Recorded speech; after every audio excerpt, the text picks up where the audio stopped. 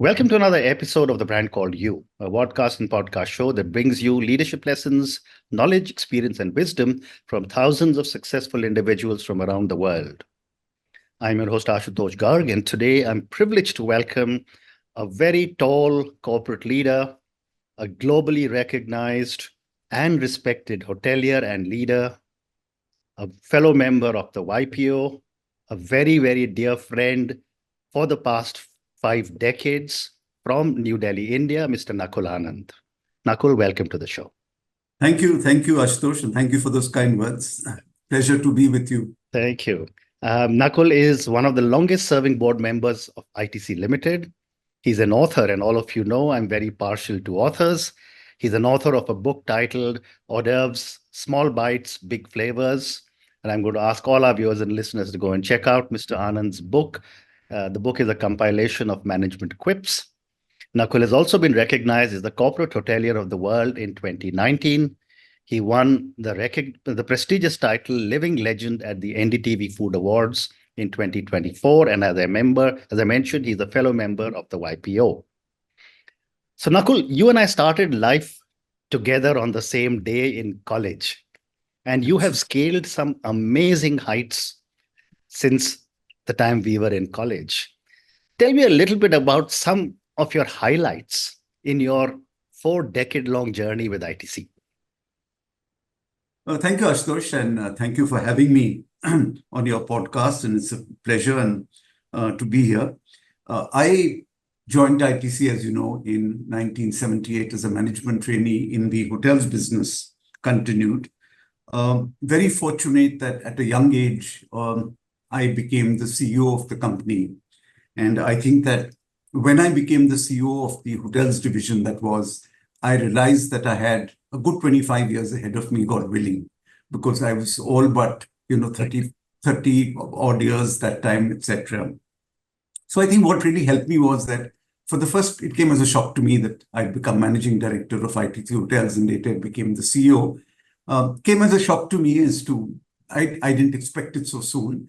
And so I was absolutely in a daze for the first 2-3 days. Then I took a plain piece of paper and said that I have 25 years ahead or 24 years, but God willing, the company's not going to sack me. I'm going to do my best. What would I like to be known at the end of 25 years? And that's what guided me. And with your permission, I've kept this always on my desk. And if I may read that out for you, and let you know, it says that I would like to be known less for what I say, more for what I deliver. Less by my title or position, but more by my expertise and competence. Less by what I control and more by what I shape. Less by the goals I set and more by the mindsets I build, both for my personal credibility and for exceptional organization skills. Amazing. Now, just as a driver touches, the wheels of his car or the pedals of his car before he begins the day, some people touch God.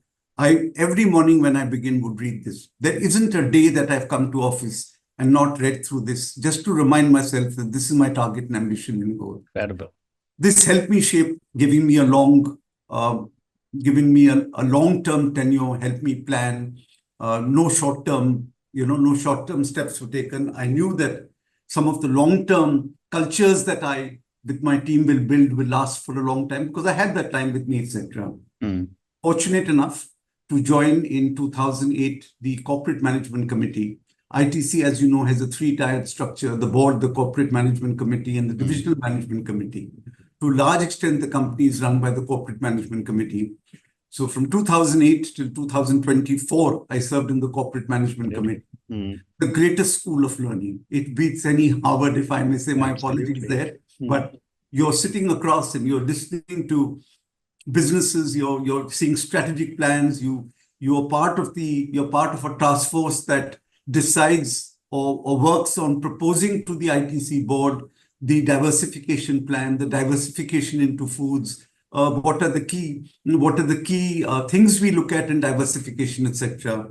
And then fortunate enough in 2013 to join the board of ITC and continued to be on the CMC. So there was a time that I was part of the board. There was time, at the same time, I was CMC, and at the same time, I was also chairing the DMC, the Divisional Management Committee of Hotels. So I've enjoyed myself. I think it's one of the Absolutely. greatest companies to work for, and I've thoroughly enjoyed every bit of it. Absolutely. And, you're giving a lot of credit to ITC, but ITC as an organization, and I worked for the same company, gives you all this only when you're giving back so much. And I think you have given your entire life to this organization. And I've seen you grow every step, and we've spoken about it many times. But, moving on, Nakul, I've also seen you develop some incredible concepts in the hotel business, from something as simple as the pillow to something that you developed, which was responsible luxury. And I remember talking about this to you. Tell me a little bit more about what went into developing the concept of responsible luxury, and what impact has it had on hospitality sector? Oh, I'm very passionate about this, but even more passionate about, you mentioned about pillow. And the discovery of pillow was interesting. That I think sometimes this is like the frog story, the hot oil and frog, you don't know where you are. So at one time that me and my senior colleagues got together and we asked ourselves, we said, what business are we in? And somebody said something, somebody said we're in the business of luxury, somebody said experiences. I said, no, we sell sleep. Everything else is secondary. You come to a hotel to basically buy sleep. Tomorrow you've got a meeting. If you haven't slept well, no matter what the bells and whistles that are there to receive you, right, are not going to make you forgive the hotel, etc. So your primary product is sleep. And in doing so in sleep, all five senses come into play. Man doesn't sleep by bed alone. Some organizations came up with just the bed. But I've been to one such hotel where there's been a bed, but noise coming from outside, light filtering through the curtains, etc. All five senses come into play. But not taking away time on this, that I moved that the board of ITC had decided to accelerate investments in hotels, and we built a lot of luxury hotels. The ITC Grand Chola, just to name, the ITC Narmada, a few. At this point or the other, we decided that we wanted to get out of the Sheraton and wanted a soft brand, whereby our hotels were beginning to be known more by the partnership than by ITC. And we are in the business for a face for ITC and, to show that ITC was also in the hospitality business. So we decided, and we worked with Starwood at that time and took the master franchise for Luxury Collection, which is a luxury brand and a soft brand. We were ITC hotels, but a luxury collection hotel, etc. Now, when we are branding into luxury, we did a whole lot of things to do that. This is what the dilemma was, and I call this lux in a flux. That on one hand, we were moving up luxury. On the other hand, the DNA of ITC said that whatever we do sustainably. And we believe, and I've always believed that if I don't see green, I see red. And that's a culture that, has been embedded into us by ITC. And at that point or the other, it was believed that, and rightly so, that you cannot be luxury and sustainability both. Correct. If you want a sustainable hotel, you've got to give up your luxury. Your bed sheet won't change every day. Your bath won't change every day. Yeah. Your temperature of your AC will only come on when you come into the room, so you suffer for the first half an hour. You throttle your water pressure, etc. So what do? Do we take the luxury route or do we take the sustainability route? We decided to take the path less traveled. We combined the two and called it responsible luxury. Just to clarify that sustainability is just one part of responsibility. Correct. Responsibility is towards all stakeholders. In India, we say Atithi Devo Bhava, guest is God. And therefore, I'm responsible for your stay, for your safety, for your food, for what you eat, for your comfort, and of course, for Mother Earth, right? And the footprint that you leave. The entire philosophy was that you come and stay with us, you indulge, right? But you would leave with a positive footprint, right? Because we are taking care of the back end, right? We don't want you to compromise your standards for the sake of sustainability that we will handle. And thus was born responsible luxury. Amazing. It set a new sort of school of thinking in the hotel business. Became a Harvard case study. And very interestingly, one of the sessions I attended at ISB, where a professor had come from outside, and I was just in attendance, she walked up and she asked the students to write, how do you define the word luxury? There were 30 different answers that came. And then word by word, she said how ITC does it responsibly. That's my Mm. proudest moment, that, people have Amazing. begun to realize that things could be Yeah. done in Yeah. that manner. Yeah. Amazing. Amazing. Nakul, you also, and when I was reading about you preparing for this conversation, your quote, "If it is to be, it's up to me," is very, very deep. Help me understand your thoughts behind these words.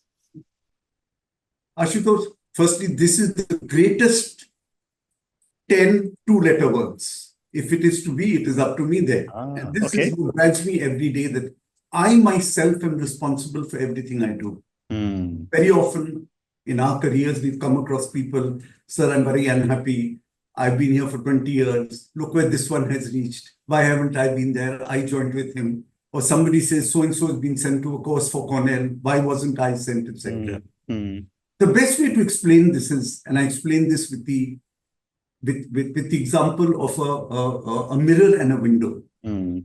People who believe that their faith and their destiny is in their hands, in the event of failure, look first at the mirror, Mm. right?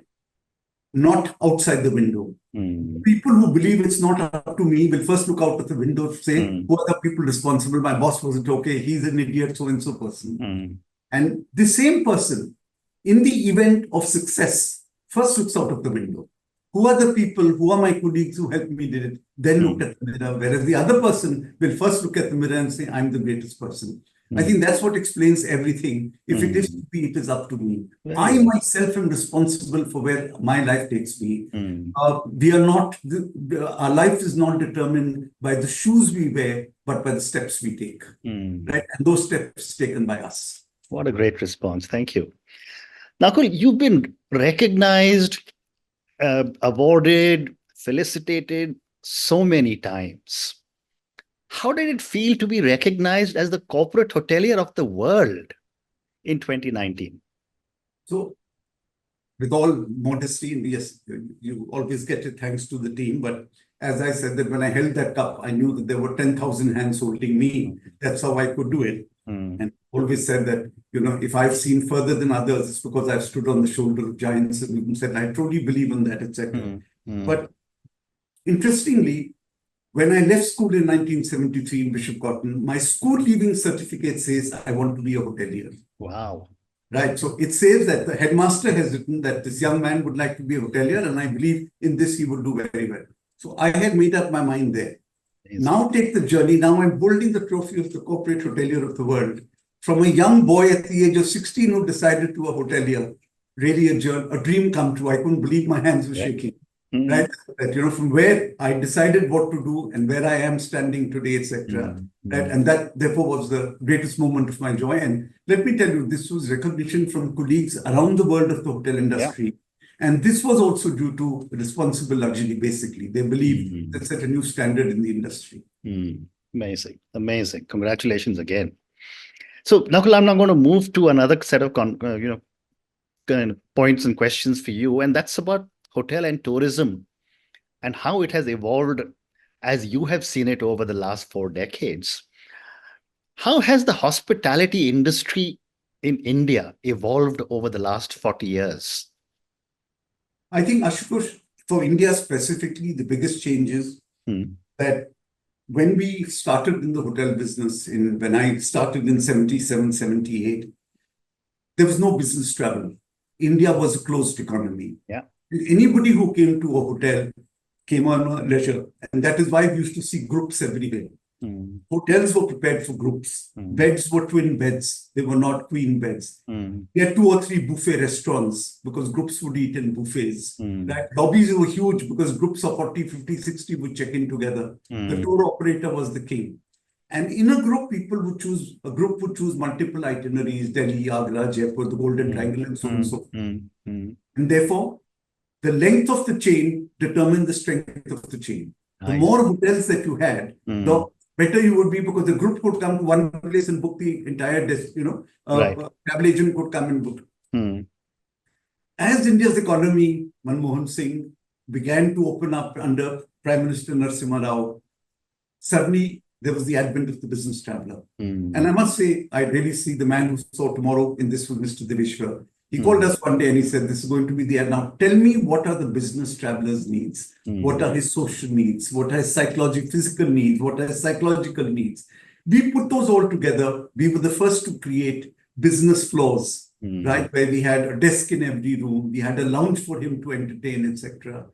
Plus a number of other things, etc. Looked after the hygiene, which was a concern, a laboratory in every hotel, all together. And we were the first to change the beds to king-size beds, etc. Sleep was also born at that point or the other, the concept of sleep. And therefore, there was a total change. Today, about 70 to 75% of travel, at least in metro cities, like I'm talking like Delhi, right, is business travel and less of leisure. So your question, we changed totally from leisure to a mixture of business and leisure. Now comes the third phase, where we are talking of a combination of the two, which is leisure, right? Where there is business and leisure. Post the pandemic, anybody who goes for business will also go for leisure. And last I was reading some statistics that 75% of business travelers feel that they would add a day on to leisure also. So now it is what you call the blended travel, and it's called leisure. So leisure to business to leisure. Wow. Wow.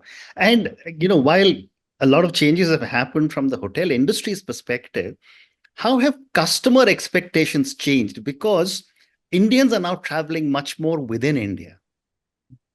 So Ashutosh, I could write a full book on this, but I like to describe this in just one sentence, etc. All throughout my innings, we were told that successful hotels are those that have empowered their frontline, right? That have put power in the hands, and these are people who are allowed. So if you go and say that I want to check out at 3 o'clock, this receptionist will not say that I have to check with my boss. He's empowered to do it. Something goes wrong, he's empowered to upgrade your room, etc. It was all about empowering the employees and the power that you put into his hands that determined guest satisfaction and the quality of hotel. And the Four Seasons, the Ritz-Carlton, and all the famous for this sort of, this sort of latitude that they allowed their employees. This turned 360 degrees a couple of years back, maybe a decade and a half, 2 decades back. You now also have to empower the guest. The guest doesn't want to feel out of control. Correct. And the greater the control in the guest's hand, the greater the guest satisfaction. Let me give you an example. 20 years back, there were no kettles in rooms. Right. We were dependent on that knock of the room service guy. We never knew when he came. When I went into the bath, there came the knock for him to come and clear my tray, etc. I was not in control. I came from a flight. I've got a meeting in 1 hour's time. I give my shirt to get 2 wrinkles out. I'm out of control. I don't know when that guy will come back. Right? Today, I just have to take out an iron and do it. All about technology, WhatsApp, messaging, control of my buttons, my switches. All of this is putting control back in the hands of the guest. No bellboy today will run and snatch from a guest his hand baggage because you will not part with it. Staff of the hotel normally in good hotels is not allowed to use the same elevator as you. So if somebody's taken your laptop and your bag and you've gone to your room and he's not come, you are out of control totally. Right? Therefore, what has changed and what hotels are doing more and more is empowering the guest. You're able. What did the online travel agents do? They just turned the screen around. That instead of them inputting for you, now you can input yourself, etc. So putting control in the hands of the guest and the employees, of course, is really the biggest change, etc. Wow. Such small detail that you have observed, which all our viewers and listeners will probably now be able to relate it now that you've said it. But Nakul, you spoke very briefly of technology, and I have seen how much you have been associated with bringing technology into ITC hotels to virtually transform the industry or your company completely. Tell me a little bit more about how has technology changed or is changing hospitality and tourism. So how it's changing, Ashutosh, I'm going to talk to you from a customer point of view. Technology is changing. We used to have a Whitney rack system instead of what we call a hotel, management system that we have. A PMS today we have, right? Then we used to work on manual systems and we used to work on manual ways. All this changed. There were no telephones. There were pagers. Then pagers became cell phones and so on and so forth. I think technologies evolved in rooms, in building management systems, artificial intelligence to sort of predict employee staffing, to predict guest loads, to predict room bookings for the future. All this is based on algorithms of the past, and all this. But I think the biggest change that technology, and I think this is the message to all hoteliers, is that guest satisfaction at the end of the day, or the value of a brand, is made of positive or negative experiences. Every time I have a positive experience in a service encounter with a service organization, I credit my bank. Every time I have a negative, I debit my bank. The greater the positive moments of truth versus the negative moments of truth, the higher their satisfaction, the higher my love for that brand. With technology, the biggest thing that is happening, interaction and the opportunities to create these moments of truths are reducing. Earlier, I had that heavy key. 4 times a day, I would go to the reception, take my key, give it, take it. She would say, "Hello, Mr. Garg, how are you?" A moment of truth. "Mr. Garg, can I book you in the restaurant?" Something or the other. Today, you can check in and check out of a hotel without interacting with the staff. Absolutely, yeah. Therefore, the number of opportunities to create these positive experiences as a result of technology have substantially reduced. Therefore, those opportunities that you get, you cannot fail on. Right? Because that is your moment of truth. That is where the rubber hits the ground. That is where I have to. So if I had 40 opportunities to create moments of truth in a day, I now have 2 or 3. And in those 2 or 3, I can't fail. I must, because at the end of the day, the more I get into technology, the more I value human touch. Right? I've come back, I'm dying to talk to somebody at the bar or have a word with somebody or the other. Right? But just somebody comes back and he's outside his room and says, "Good evening, Mr. Garg, I hope you had a good day." Sort of will change all this thing. So these moments are very few now as a result of technology. Correct. And we've got to make sure that the few that are there, we don't lose out on those. Same time, we must remember that technology should always support service and never contaminate service. Correct. Right? It must always be at the back. It must facilitate the person at the back. It must not serve Ashutosh, but it must tell me what to do to serve Ashutosh better. Right? That Ashutosh, please allot him a room which is not facing the car park because he doesn't like noise, or he doesn't like to walk too much. Give him, it'll facilitate that. Or Ashutosh is not fond of sugar, so please give him sugar-free amenities or whatever it is. It should facilitate that. Technology cannot contaminate service. And the second thing is, very often we get into very technology-savvy hotels where technology is challenging the guest, right? Instead of serving the guest. Technology must serve the guest and not challenge the guest. Correct. That's why I say a good hotel is one where you're entering a room for the first time in your life in that hotel. And you've had everything. You've had your bath, you've had everything. You're entering the hotel. You're able to get in and switch your light off in 5 to 7 minutes. Correct. Right? Otherwise, you switch off one light, another light comes on. You don't know where this light is. You don't know the TV comes on. It has to be in a way that technology must. You don't need a doctorate in quantum physics to operate a room, right? And very often there are hotels there where technology is challenging the guest rather than serving the guest. So these are some of my thoughts on technology. Amazing. And I can relate with everything that you were saying about lights in so many hotels around the world. But, Nakul, moving on, you spoke a little bit about sustainability, and you said that if you don't see green, you see red. And I know that you've been responsible about green hotels and ITC Green Center and so on. I mean, you've virtually been the force of sustainability in ITC. Tell me about the importance of sustainability in the hotel industry, and how have you led by example? So sustainability, let me tell you, the hotel industry globally is about 8 to 10% of the total carbon footprint. Right? The magnitude of the problem is huge. That in COP15, we had said that by 2030, we will reduce our emissions by a certain amount, etc. Right? So from our total emissions right now at that time were 5.2 gigatons. Right? With business as usual, we will reach 6.2, whereas our commitment in the COP15 and the Paris Agreement is 3.2. So that's how far removed we are from. What impact this will have? If we breach that 1 or 1.5 degree global warming, I mean, it's well known, the storms, the thunders, the shortage of food, etc. So the hotel industry can play a big role in it. And we've already, in ITC hotels, I'm proud to say that the team had already, when I left, achieved the targets for 2030. And by 2030, would have achieved the global targets for 2050. Wow. Right, of carbon emissions, etc. Mm. And but I think that what is even more important from the hotel industry point, 8 or 10% of carbon emissions totally come from the overall food and beverage industry. Mm. Right, and that's where, and without changing the way people eat and without changing the way food is consumed, produced, wasted, got rid of, or disposed of, right, you cannot bring about any changes in sustainability. It's key to it. And that's where hotels play a large role.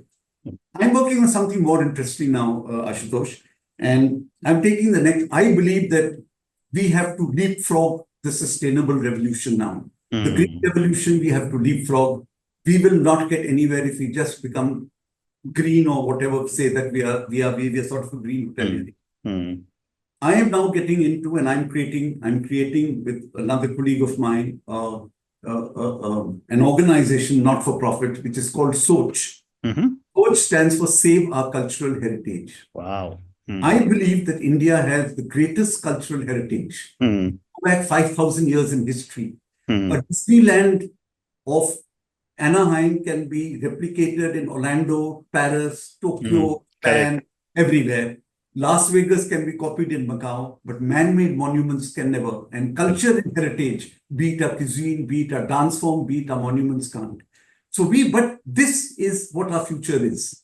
And this is what people are going to travel for, not for the Disneylands of the world. Therefore, we have to save this cultural heritage. In our past lies our future. I think so. And in India, it's so true that what India can offer, but in order to preserve this, sustainability is not going to be enough. We need to get into what is called regenerative tourism. Now, if tourism normally is a negative, sustainability is a neutral, regenerative is positive. You add back to the community where you went to. Right? So you leave it in a better position than when you came. This will, in addition to, of course, preserving our monuments in perpetuity, this will also become one very important thing where tourism will be looked at as an agent for change in bringing about regeneration, right? In addition to eradicating poverty, etc. So that's my vision. Very, very fascinating. And maybe at some later stage, I'm going to do another conversation on Soch with you, because that's such a major topic that we can talk about. Nakul, one more question relating to hotels and tourism, and then I want to talk to you about your book. Given the major thrust that seems to be being seen by the government on tourism, and you are one of the very, very tall leaders in hotel and tourism in our country, what is your vision for tourism in India, and what steps are needed to achieve it? Ashutosh, I think, firstly, for many years, tourism was considered to be an elitist activity and not an economic activity. Therefore, I kept telling my colleagues when I took over FAITH, which is the Federation of Travel Associations in India, that we are putting the cart before the horse. We are going ahead and asking the government for concessions, right? But rather, we need to educate the powers that be, that the luxury part of tourism is 0.5%. Tourism can be an engine of growth, right? It creates employment. It has a multiplier effect larger than anybody else. It creates more jobs. Globally, 52% of people or associates working in the tourism industry are ladies. Are there? Money accrues to where it is earned, right? It removes the sort of disparity of income, etc. So it's a phenomenal thing that we have to sort of tell the powers that be or what is to happen. I think we managed to do that. You now hear the Prime Minister talking of putting tourism on the mission mode, etc. But I think a lot more needs to happen. I think we need to create, one of the problems that the world is facing today is over-tourism. Right? 70% of tourism goes to 12 countries. Correct. And you've now heard protests in Barcelona. You've heard Italy put in a tax. You've heard Sicily put in a tax. Somebody's put in a day tax. Is over-tourism. Why is there over-tourism? Because we have not created what you call dupe destinations or duplicate destinations. It's very easy in some place, of course, near Mangalore, to create another Bali. right? Or to create another Mykonos, right? Similarly, many other aspects that we look at, we have to create more destinations and therefore disperse people along that, encourage people not to come only at the peak season, etc. Some of the key things that happen.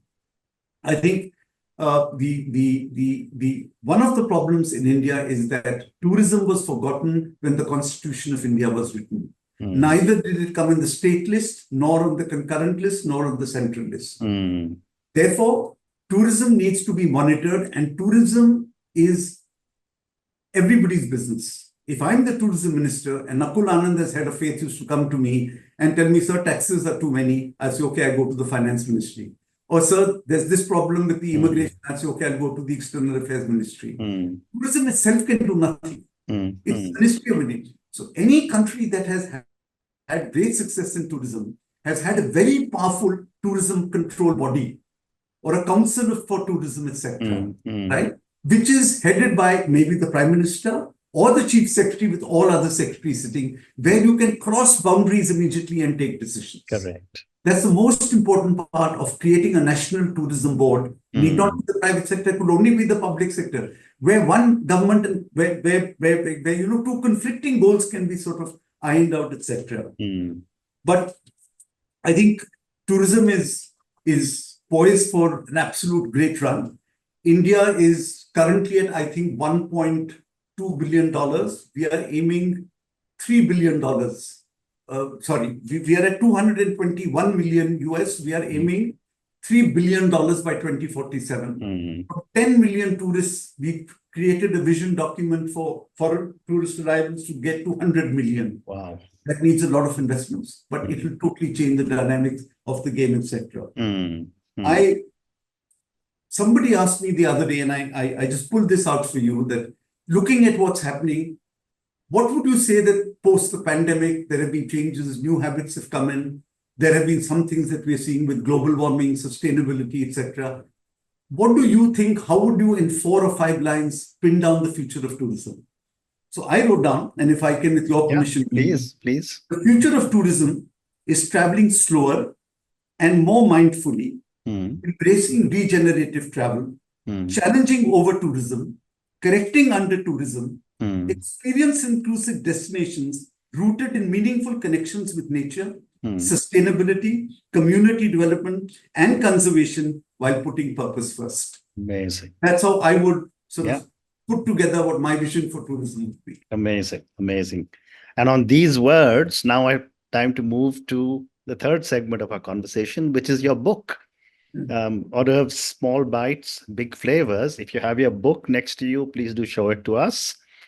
There you are. Perfect. And I have the privilege of getting one signed copy from Nakul. Nakul, my first question relating to your book. What is the significance behind the title of your book? I'm a hotelier. And hors d'oeuvres is a starter, right? What does it do? It's a small bite with a big flavor. Right? Similarly, all my life, I've been a collector of articles, proverbs, even books I have distilled into 4 lines or 5 lines, etc., etc. And these are things that have guided me through life, right? Therefore, these are small bites, but with big flavors. As I say in my book, that you can open any page, you don't read it page by page.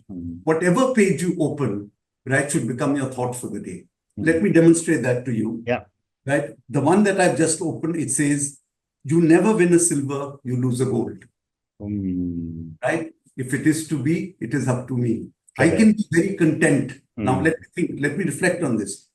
I can be very content winning the silver. But if I tell myself that I have lost the gold, not won the silver, I will strive harder. By becoming president of Hotel Association of India, perhaps I got the silver and said, look, from school, I'm now the president there, but my ambitions were global. I wanted to go for the gold, and therefore I said, the global hotelier of the world. So you never win a silver, you lose a gold. If it is me, it is up to me. So it all becomes your attitude, your again, good is the enemy of great. Sometimes when you're good, right, you don't become great. And this is exactly, you're very happy with the silver, you don't go for the gold, etc. Right? So the number of thoughts that can come into this one. But what I did was, Ashutosh, I collected, and over the years, I've been a great reader. You know that I collected about 60,000 of these, all in hand, written. I then pulled out the 2,000 that made the most sense to me, or 3,000.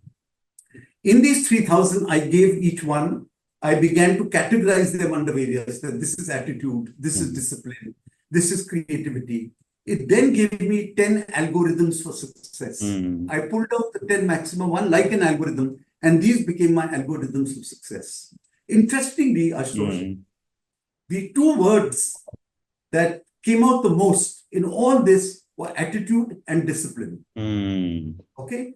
And interestingly, if A is 1, B is 2, and Z is 26, attitude and discipline both total up to 100. Wow. They are the only words that total up to 100. Therefore, I assume it to believe that the bedrock of success is a positive attitude and discipline. Incredible. Discipline to get up in the morning, discipline to read, discipline to work, a positive attitude, attitude to win. So it's a disciplined attitude, and attitude towards discipline are the two greatest words. It's your attitude and not your aptitude that determines your attitude in life. Amazing. And discipline is the bridge between your goal and your accomplishments. Amazing. So time for two more questions, Nakul. How has writing this book influenced your perspective on your own career and your personal life? Not really on my career. This is, Ashutosh, I believed at the end of my 45-year inning in ITC and 45 years in hoteliering, I wanted to give back to an industry that had given me so much in life, right? And therefore, the purpose of writing this, and two other books that I'm writing, one is called To Serve with Love, and the third is an autobiography of myself, which is called The Night Manager, because I began my career as a night manager. Right? Is that how can my hindsight become your foresight? Correct. If I had been armed with this 45 years back, I would have perhaps been very much more different today. I have to say that sometimes God gives you a comb when you're bald, right? I don't want a comb when I'm bald. I want a comb when I still got hair. So this is the comb that I'm arming you. I'm giving back to people who want to learn, right? And therefore, how can my hindsight become your foresight is my goal and ambition for the rest of my life. Amazing. And my last question to you, and this is for the thousands of people who will listen to our conversation, Nakul. Given your amazing life, your amazing corporate journey, what lessons do you hope young professionals will take away from your life and from your book? I think one of the things that changed my life, of course, is given that, please remember, if it is to be, it is up to me. There's nothing else. I'm the one responsible for my own career, my own destiny, etc., which is most important. But I think one of the things that changed my life was reading every day. Newton said that the eighth wonder of the world is compounding. That knowledge also compounds. The more you read, the more the ideas cross-fertilize in the beginning. I pick up responsibility somewhere, luxury somewhere, combine the two together. It is my discipline towards reading every morning for an hour, whatever it was. And sorry to say that hoteliers are so busy that many of them don't read. I became known as a thinking hotelier. New ideas were coming because I was reading so much. Right? Knowledge compounds, exactly as it was said, you can't. And remember that life never stops teaching, so never stop. I will go back with learnings today, right? And I've had 10 bosses, I've had 20 bosses. I've had many people saying that this thing is wrong about this boss, this is wrong, this is that. I have never seen anything wrong in a boss because I have only tried to learn from him what his strengths are. Correct. It's not what his faults are, no concern of mine. I can't correct them. I didn't make him the boss. But let me pick up the strengths of him and move forward, and let me learn from him what I can. So fools learn when they must. A wise man learns when he can. Right? Every opportunity is there to learn, etc. And that is really what changed my life. Amazing. Amazing. And on that note, and your three amazing lessons, if it is me, it's up to me. We spoke a lot about it. Second, you said read every day, compound your knowledge. And the third one you said was life never stops teaching. Thank you, Nakul, for speaking to me about your own incredible life. I thought I knew every little step of your journey over the last 50 years because we've met so many times, spoken so many times. But the words that you read out right in the beginning, I didn't know that there was a poet inside you as well. And you said that you read those words every morning when you start. Thank you for talking to me about so many different aspects of hotels and tourism. I think what you have delivered to our country and to your company from the perspective of tourism, hotels, building iconic hotels, building iconic thoughts, which have turned into amazing campaigns, is probably unprecedented. Thank you also for speaking to me about your book, Hors d'oeuvres, Small Bites, Big Flavors, because I think I've been through that and you're so right. You flip the book anywhere, and that day, that lesson is relevant to you. Thank you, Nakul, for speaking to me, and all the very best to you. Thank you, Ashutosh, and thank you, and congratulations on what a lovely job you're doing in spreading the message through real life experiences across people. And I've become a fan of the brand called You since we last met. And LinkedIn is one of the, we spoke about LinkedIn where I've been following. Absolutely a fantastic job. And God bless you, Ashutosh. Thank you so much. Thank you. Thank you for listening to the Brand Called You videocast and podcast, a platform that brings you knowledge, experience, and wisdom of hundreds of successful individuals from around the world. Do visit our website www.tbcy.in to watch and listen to the stories of many more individuals. You can also follow us on YouTube, Facebook, Instagram, and Twitter. Just search for the brand called You.